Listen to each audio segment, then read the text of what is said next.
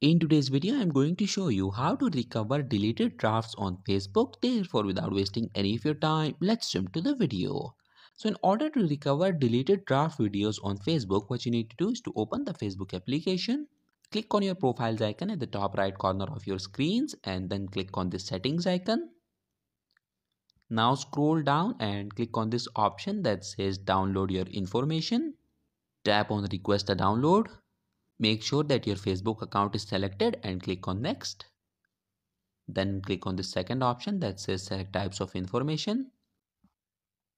Okay, since we only want to recover our deleted drafts on Facebook, therefore select this post option and click on next. And then tap on submit request.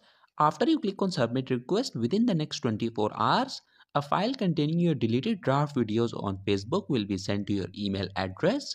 Once you have received that file, all you have to do is to download it and your deleted draft videos on Facebook will be recovered. So that was it for this video and I'll see you guys in the next one. Peace out.